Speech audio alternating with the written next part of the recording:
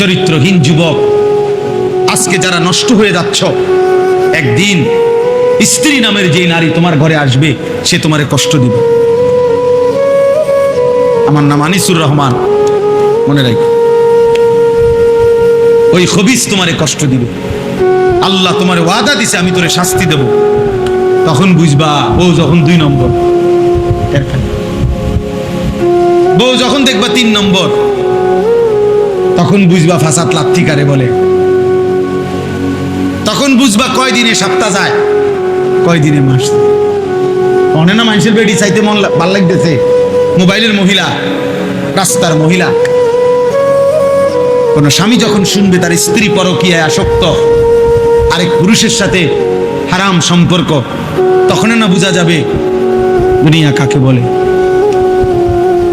তখন না বুঝবে। কয়জন দেখবা আমার